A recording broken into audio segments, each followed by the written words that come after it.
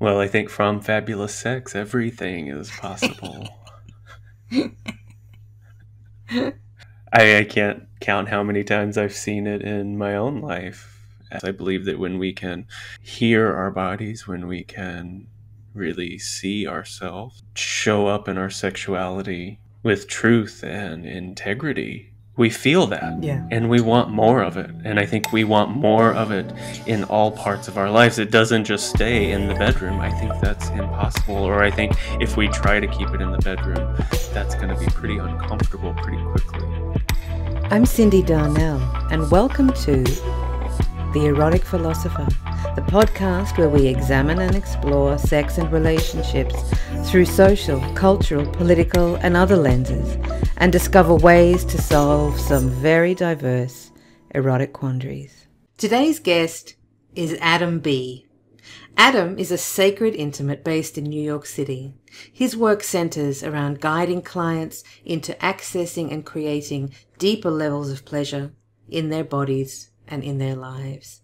Enjoy this conversation with Adam B., sacred intimate and student of Tantra.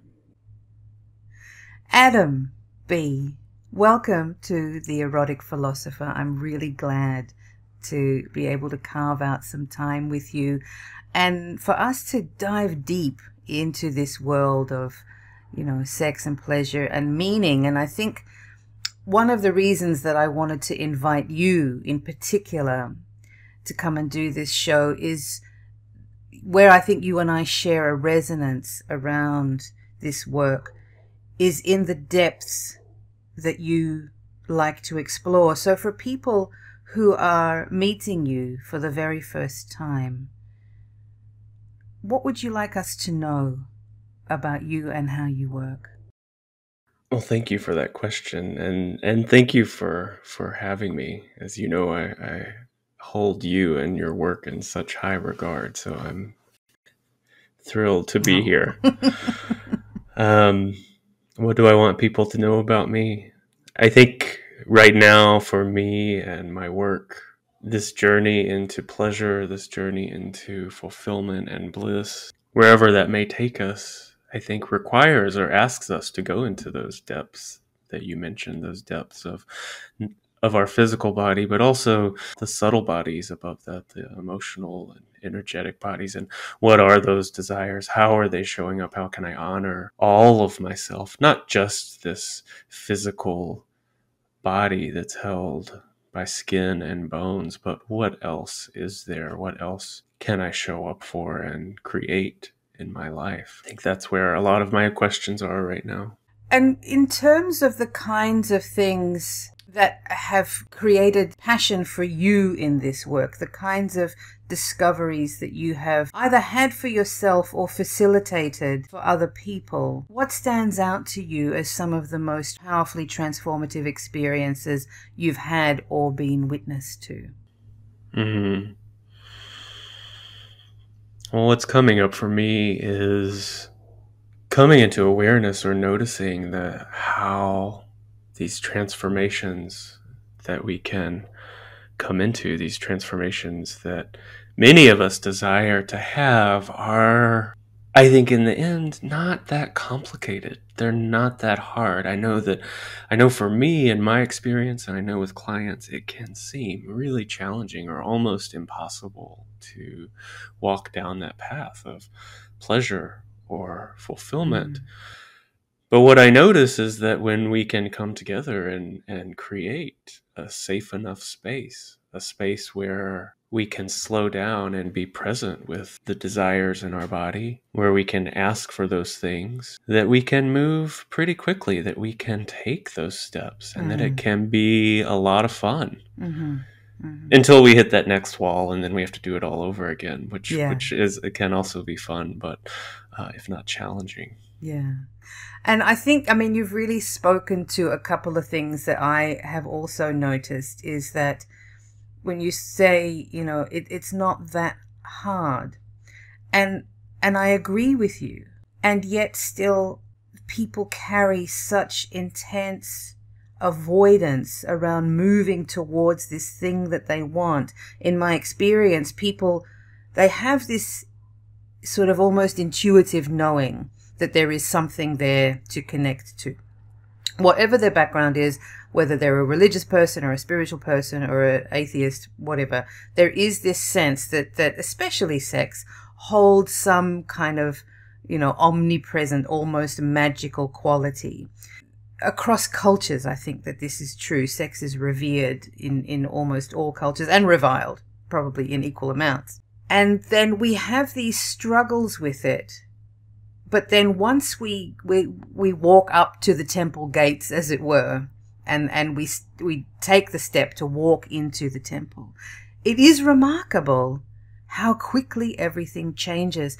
Why is it, do you think, that folks can take years to get to the temple gates and then within weeks have everything shift? That's a great question. Thank you. I'm full of them. I mean, one of the things you said I really liked is that I think we do have a sense that that door is there or that path is there. And what I often talk about is that I believe our bodies always know. Aha. Our minds, I think, are oftentimes incapable of understanding, and we so want that kind of linear understanding of the path, but we don't work that way. Yeah. However, I think our bodies are always present. Our bodies are always aware of whether this step is pleasurable or going to be unpleasurable.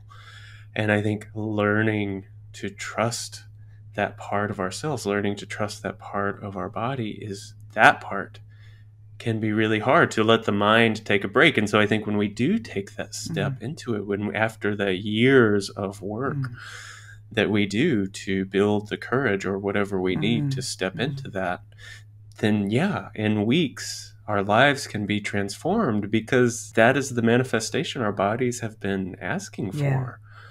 That's what we have wanted. That's what we've known for so long and denied ourselves.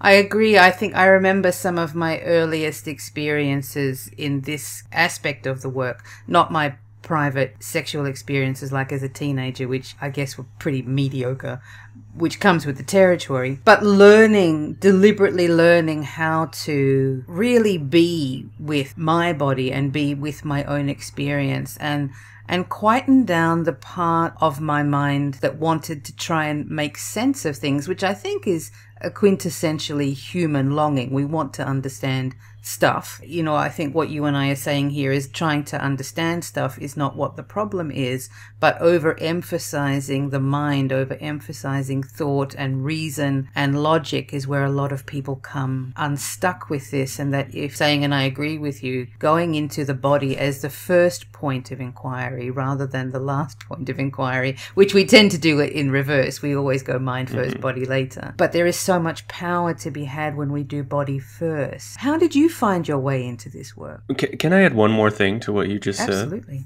Which was just one of the things that I notice in myself and that I see a lot in those around me is that I don't think our minds are very good at knowing what that pleasure is.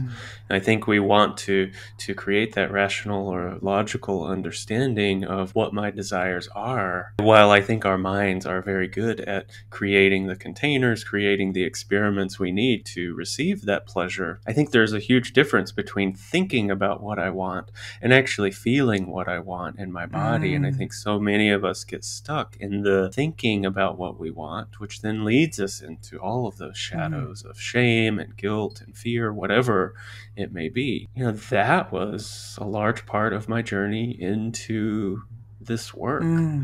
Was wanting to go deeper into my body, deeper into my true desires. For so many years, most of my life, the story I tell is that I was just following my dick around the world. And not that there's anything wrong with that. No, it was loads of fun. Until it wasn't. And that's the thing, Yeah, until I realized that I wanted something more, and that my dick was getting me into a lot of situations that ultimately were not giving me the fulfillment I wanted. And so I began that journey to, like, wow, what does my heart want? Because it doesn't seem to want the same things that my dick wants.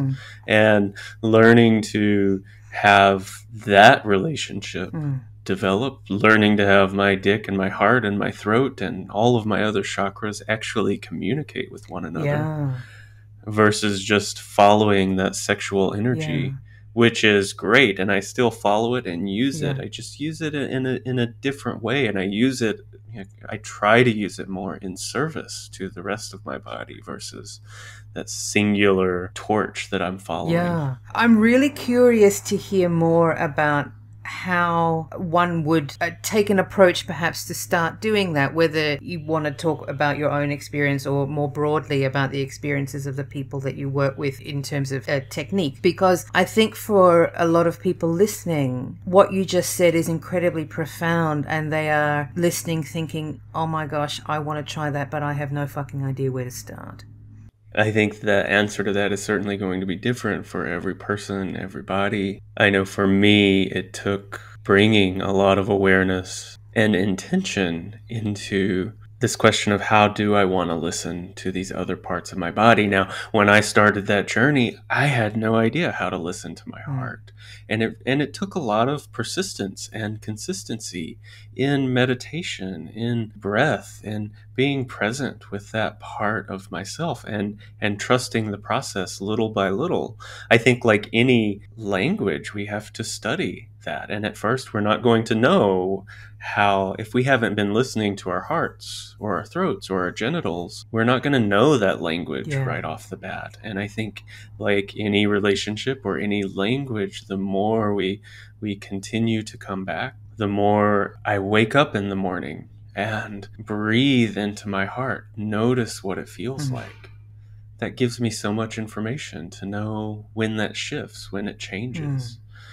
It lets me know when I run into a person on the street that is not vibing with me at that moment, so to speak. All of that is such great information to have, but I do think it takes some intentionality and consistency, some awareness, and going into meditation to be with those parts of ourselves and really hearing what's happening.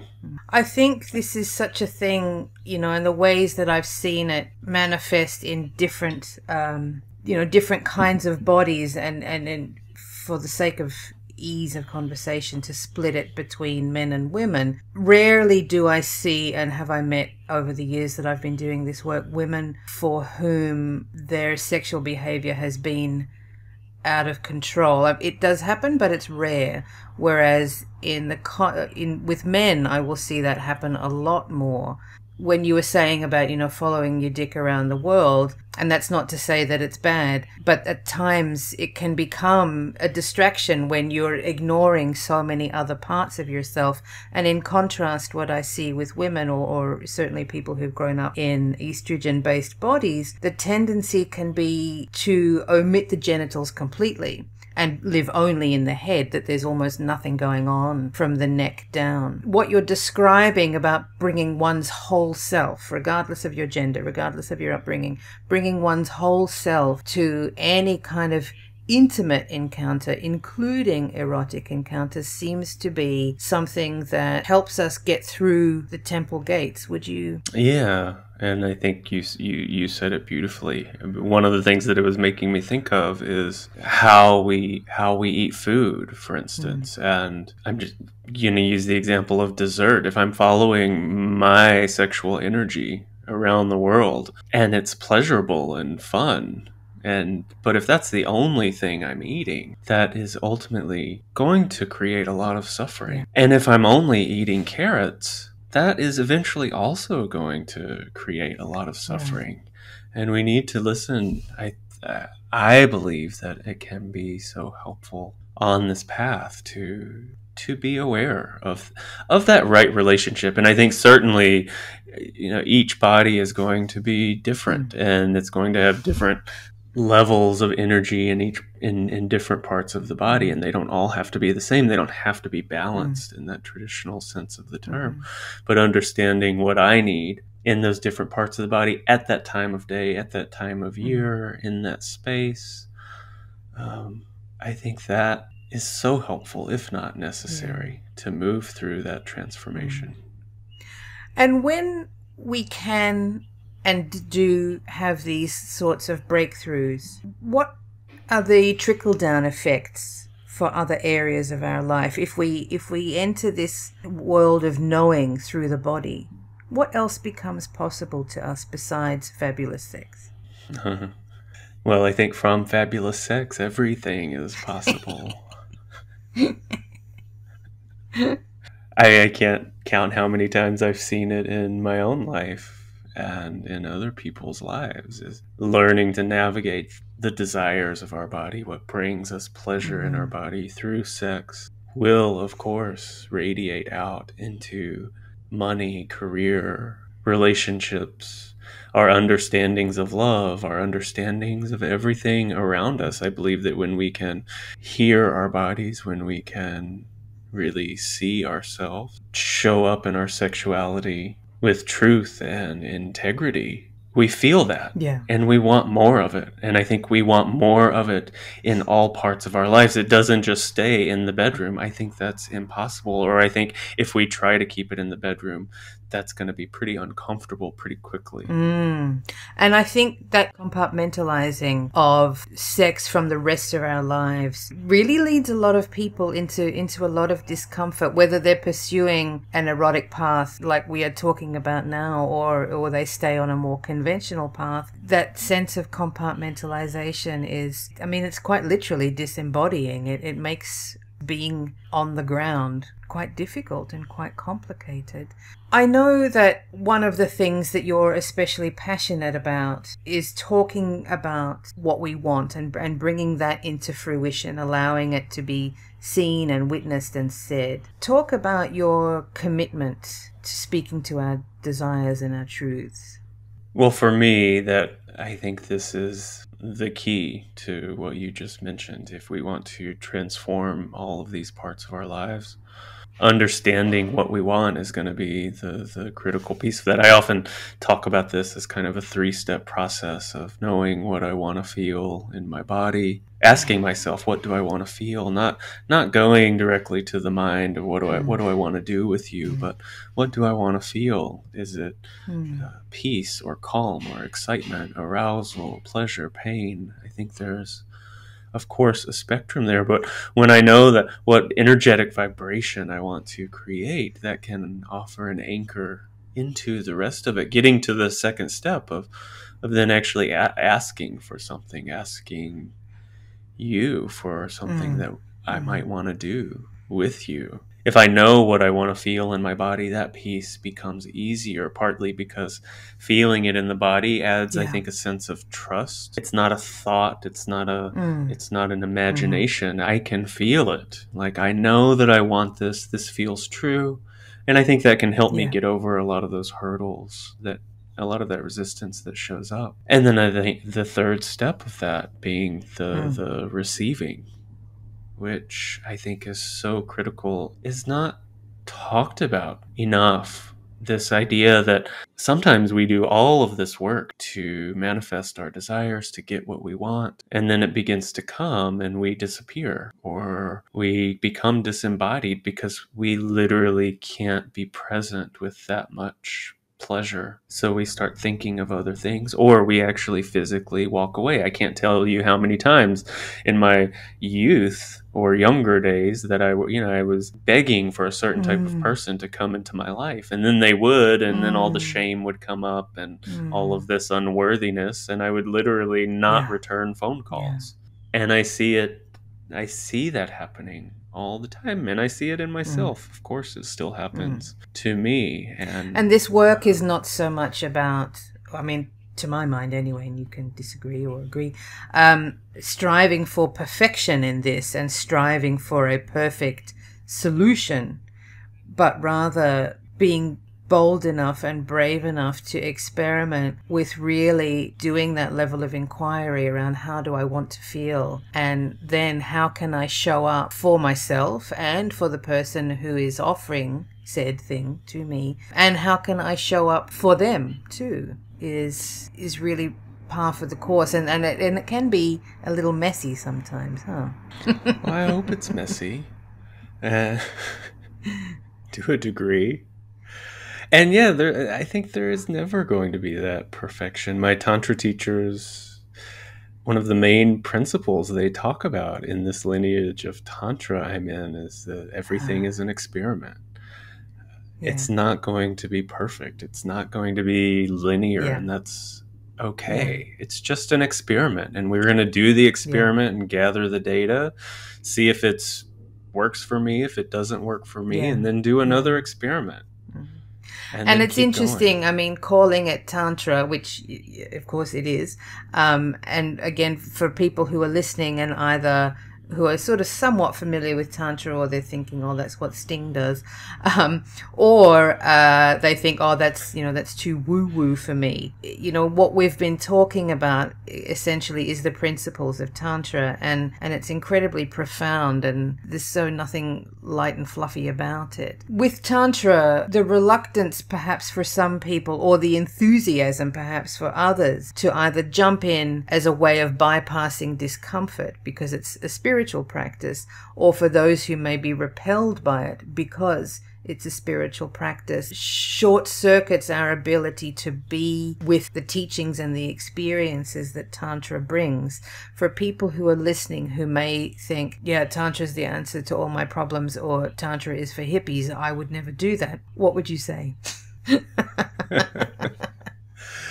Well, I think echoing something you just said, which is everything we've been talking about is directly connected to these tantric principles of bringing exquisite awareness to the body, to the desires of the body. Or oftentimes when we see or hear about Tantra, particularly in the West, it feels like to me there's quite a bit of focus on the sensorial pleasures of the body, of the amazing orgasmic sex. And while that can certainly be part of it, I think what this path of Tantra is asking us to do is to go far beyond that. Certainly the sensorial pleasures of this waking consciousness are part of the human existence. That's part of why we're here. And there's a lot of pleasure there. But there are also these other realms of consciousness that we can bring awareness to, where we also have desires that are also just as real as this waking consciousness.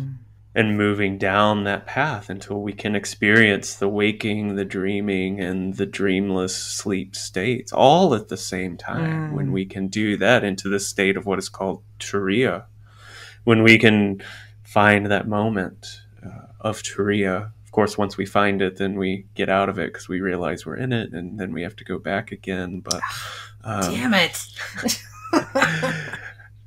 But recognizing that they're all there, and that dreamless sleep state is just as real as the waking consciousness. And to not get stuck in those. Yeah. And historically, I mean, this information has really been hidden from us. We don't encounter this in any of our teachings in school, or in any of our teachings in college and university.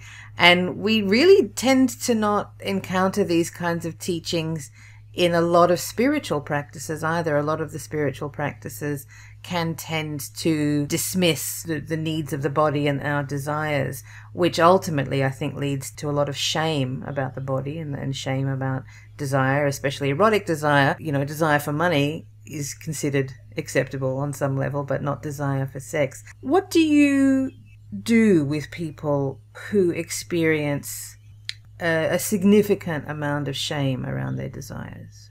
Well, there's certainly no shortage of that, particularly in this society, in this culture. I mean, what I do, and I think this is the most important thing that I offer to folks, or what I tell them is the most important thing I can offer to you, is creating a safe enough container so that you can have the space you need to even recognize those desires, to know what they might be, to voice them, and then try to co-create them in some way, whatever that might be. I think many of us don't know how to build relationships. We don't know how to build containers that do feel safe enough for those desires to appear. And sometimes it can even be harder if we're in longer term relationships. It might feel like there's a bit more at risk than with a stranger or someone we've only met a couple of times. Right. Well, that's exactly what I was about to say, which is that our desires are going to change.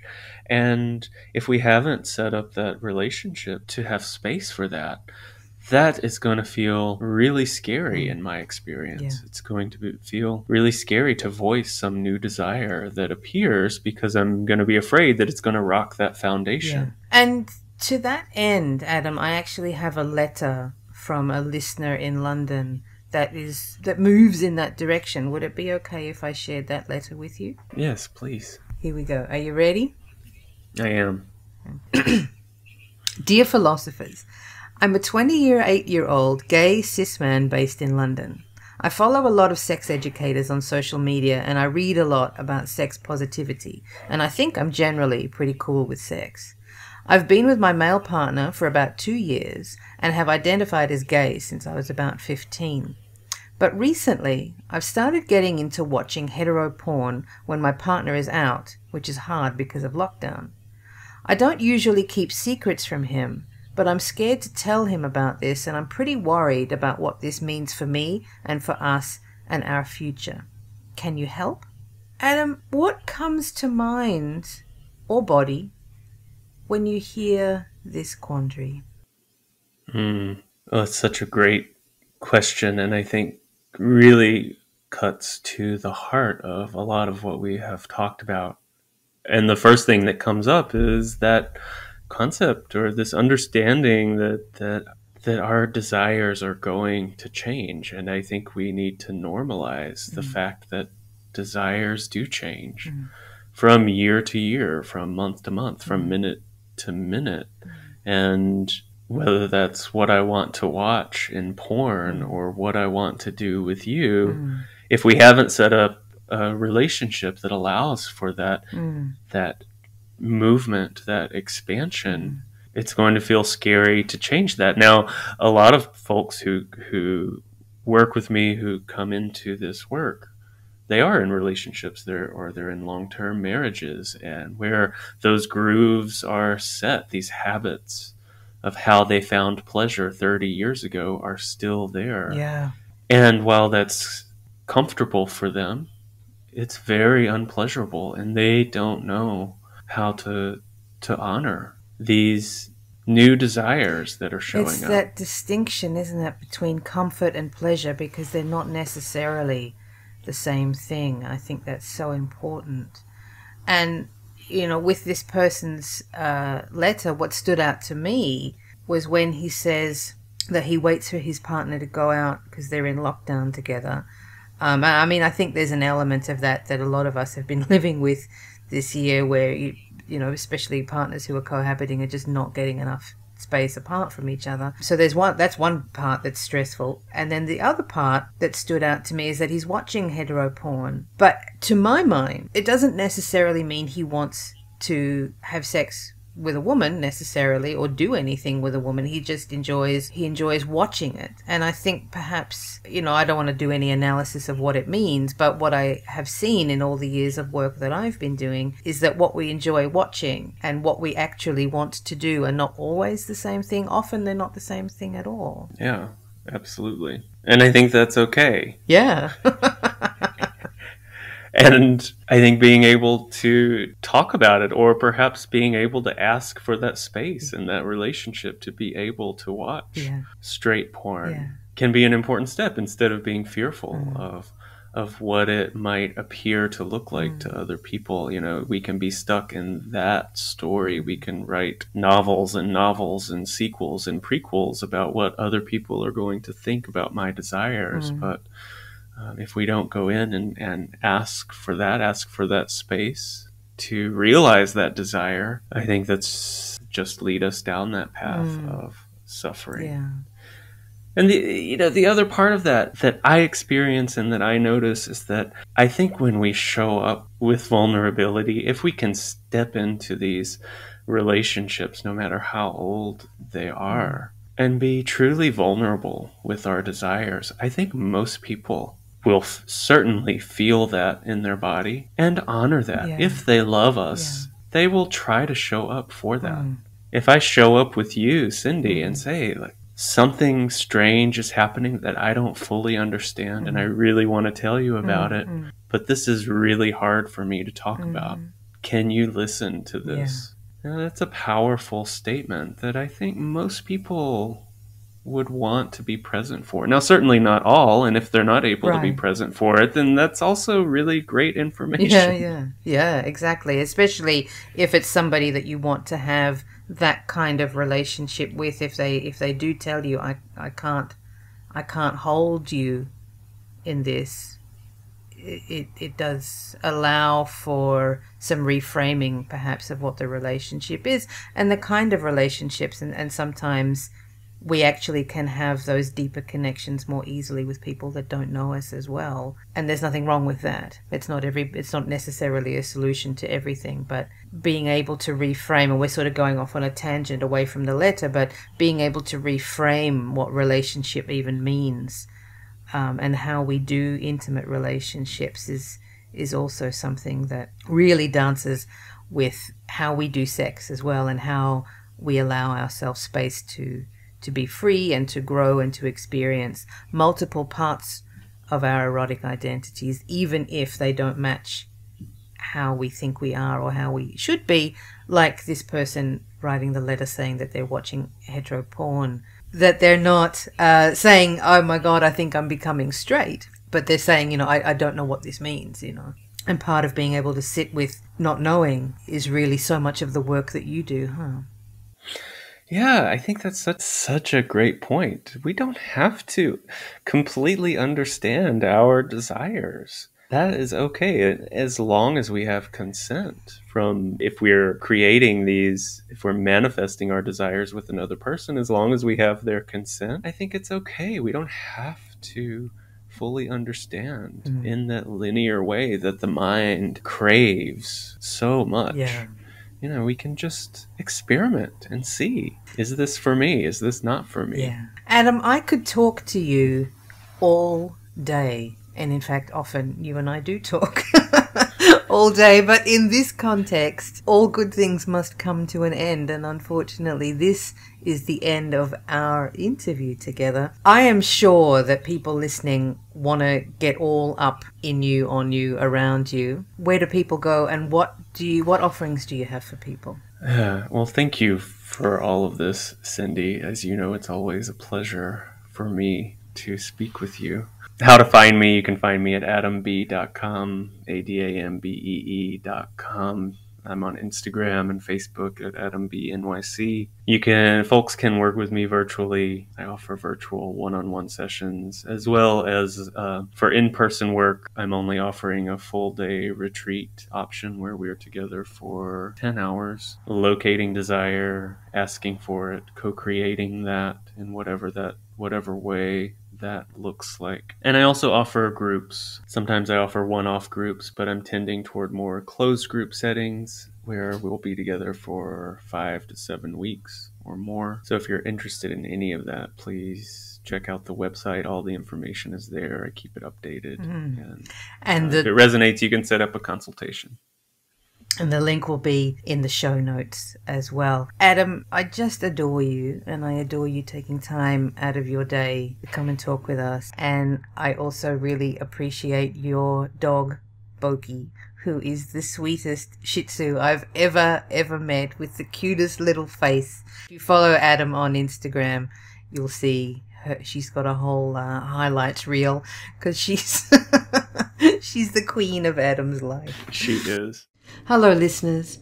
I hope you enjoyed the deep and rich wisdom shared with us today by Adam B. Be sure to follow the links in the show notes for ways to work with Adam no matter where you are in the world.